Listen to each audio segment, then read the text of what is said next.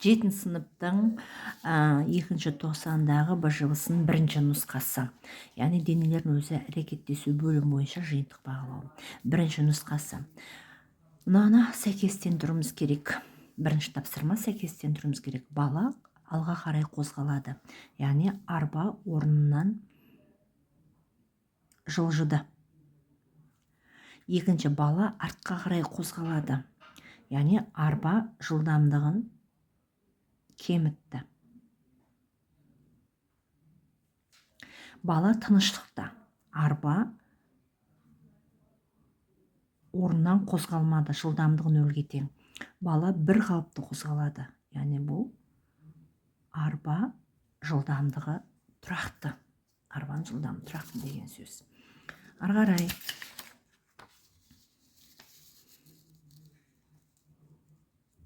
Екінші тапсырма суретте кескінделген күштерді анықтаңыз дейді. Суретте кескінделген күштерді анықтауымыз керек. Әр күшті сәйкес белгіленумен көрсетіңіз дейді. Мынау доп. Доптың дәл центрінен төмен қарай бағытталған ауырлық күші бар. F.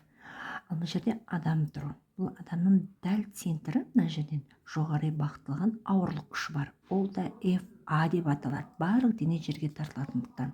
Ал мына жерде адамның аяғының ұшы, яғни ол жоғары алдыға қарай қозғалып жатқандықтан, мына жақта кері қарай үйкеліс күші әсер етеді. F үйкеліс күші болады. Ал мынау табанынан төмен қарай ауырлық күші әсер етеді.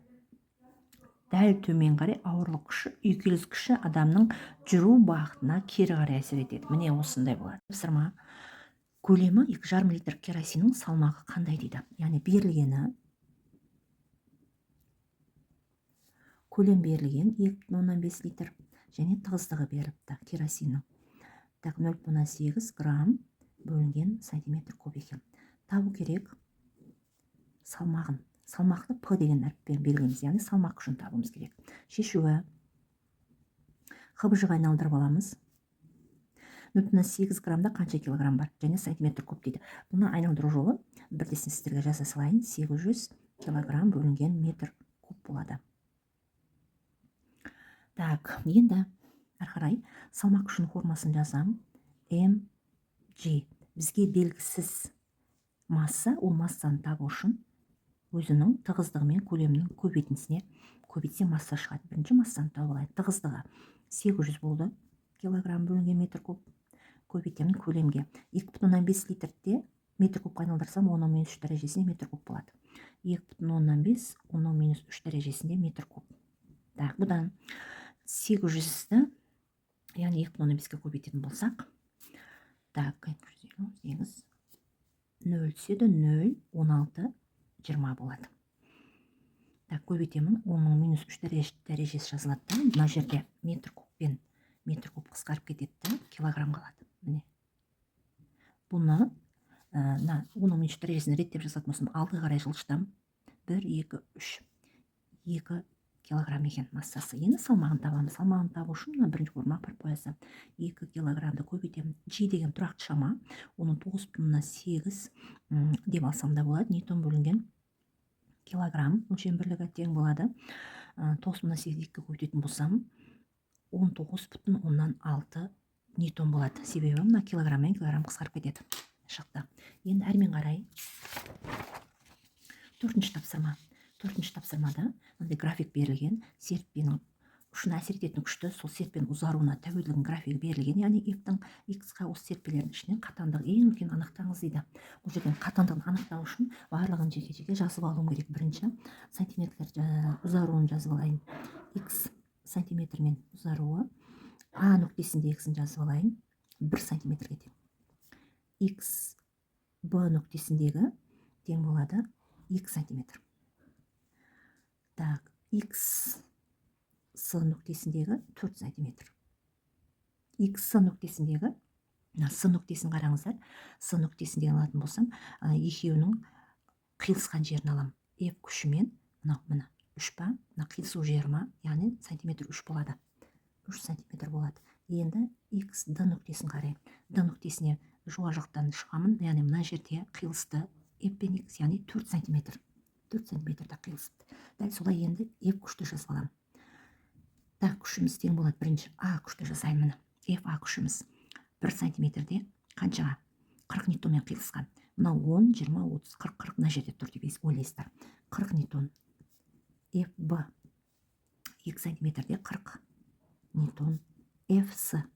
Фсымыз мынау тұр, бірақ біздің қиылысуы мына жерден бастап қиылыстырамын 3 сантиметрде қиылысады 30-ға, 30 ньютонға. Фдіміз мынау тұр 4 сантиметрден 20 ньютонға қиылысқан. Кездегі күштерін жазып алды. Енді біз қатандықтарын анықтаймыз. К анықтайық. К-ада Фді бөлемін X-қа. Сантиметрмен есептей берейік. К-ада 40 ньютонды бөлемін 1-ге. 1 сантиметрмен есептей берейік. Яғни 40 ньютон бөлінген сантиметр.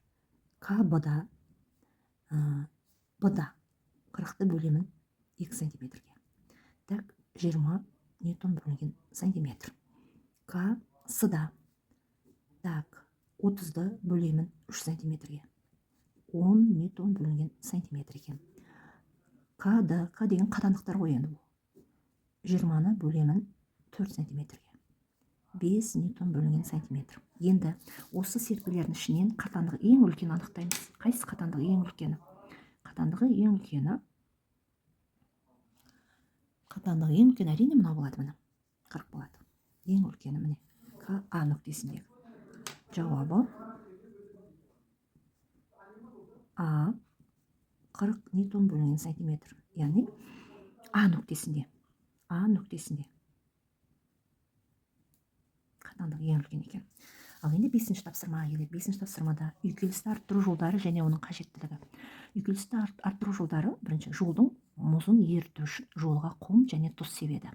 Оның қажеттілігі: автомобиль жолда сырғанамау үшін. Автомобиль кез келген қозғалтқыш денелер, машиналар, соның ішінде автомобильде жатады, солар жолда сырғанамау үшін. Сонымен бірге адамдарды алсақ болады. Үйкелісті азайту жолдары және оның қажеттілігі. Үйкелісті азайту жолдары: майлар, сұйықтар, жағармайлар жағу. Қажеттілігі: велосипед және автокөлік қозғалтқыш бөліктеріне май жағу керек. Себебі олардың үйкелісін азайту үшін бұлардың жұмыс істеу қозғалтқыштары, бөліктері дұрыс жұмыс істеу үшін, істен шықпау үшін май жағылады. Яғни үйкелісті азайту үшін. 6-шы тапсырма. Денеге бір түзін бойымен қарама-қарсы бағытта 250 ньютон және 400 ньютон күш әсер етеді дейді. Оның сызбасын сызып, график арқылы көрсетейік, күштерді график арқылы көрсетейік дейді. Бірінші бағытын анықтайық. Бағыты мына жерде күш әсер етсін. Күшті бағытта көрсетіп қояйық. Бірінші күшіміз қарама-қарсы 400 ньютон болсын.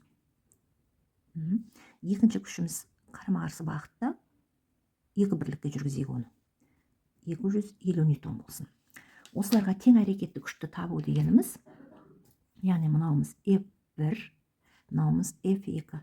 Тең әрекетті күшті табу, тең әрекетті күшті бағыттар қарама-қарсы болғандықтан үлкеннен кішісін азайтып тастаймын. F1-ден F2-ні азайтамын. Сонда тең әрекетті күш F1 400 ньютон болып тұр, азайтамын 250 ньютонды. Азайтатын болсам, F тең әрекетті күшіміз 0 болады, 5, 150 болады. 150 ньютон. Енді осының тең әрекетті күштің бағыты қайсы күш үлкен, сол жақ қарай бағытталады. Міне. F тең әрекетті күштің бағыты. Қайсы күш үлкен, соның бағытымен бағыттас болады. Так, енді міне бағыттың көрсеттік. Екінші нұсқа. Бірінші тапсырма екінші нұсқаны. Дәл осы 7-ші сыныптың екінші нұсқасы. Су себетін автомашина үлкен ыдысы бетіне дейін толтырылған. Егер автомашина кілт тоқтаса, кілт жүретін болса, ішіндегі су ашық қақпақтан төгіле ме? Төгілсе, қай бағытта төгіледі дейді. Әрине, су төгіледі, бағыты алға қарай. Егер машина кілт тоқтаса, аның берілген сұрағының жауабы мынау. Б. Әсіде кілт жүретін болса, ішіндегі су ашық қақпақтан төгіле ме? Су төгіледі, бағыты кері қарай. Неге? Өйткені инерция әсерінен су қозғалыс бағытына қарсы ауысады. Екінші тапсырма. Суретте көрсетілген кескіндеген күштерді анықтаңыз дейді. Әрине мына жерде жоғары бағытталған әрдайым N реакция күші болады. Немесе серппе жоғары реакция күші әсер етеді. Серппе болғандықтан мына резина. Ал төмен қарай ауырлық күші әсер етеді. mg ауырлық күші әсер етеді. Мына жерде де адам бойына төмен қарай ауырлық күші әсер етеді. Төмен қарай. Ал мына жерде ұлу тұр. Ұлудың да дәл центрінен төмен қарай F ауырлық күші әсер етеді. Ал мына күшіміз үйкеліс күші. Мына сызық тұр. Үшінші тапсырма. Массасы скафандрмен 170 кг астронавттың табанының ай бетімен арасында үйкеліс коэффициенті болғанда үйкеліс күшін анықтаңыз дейді. Үйкеліс күшін табу үшін F үйкеліс күші тең болады мю mg-ға. Бұдан орындарына апарып қоятын болсақ, F үйкеліс тең мю деген 0,5 көбейтемін 170-ке көбейтемін 1,6-ға. Так, есептейміз. Так, көбейтсек 136 ньютон болады екен үйкеліс күшіміз көбейткен уақытта. Так, жауабы 136 ньютон. 136 ньютон екен. Енді астронавттың дейді ай бетіндегі салмағы жер бетіндегімен салыстырғанда өзгере ма дейді. Астронавттың ай бетіндегі салмағы жер бетіндегімен салыстырғанда өзгере ма? Ай бетінде өзгереді. Ай бетінде өзгереді.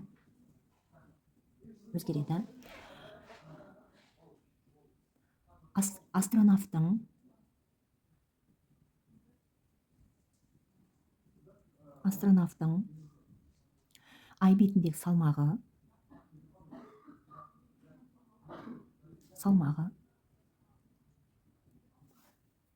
жер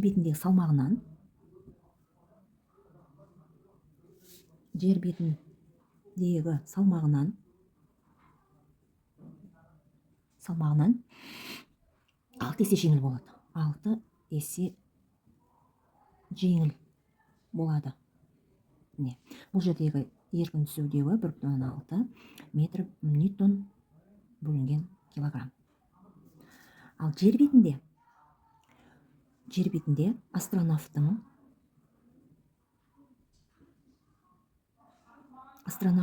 салмағы өз салмағын сақтайды.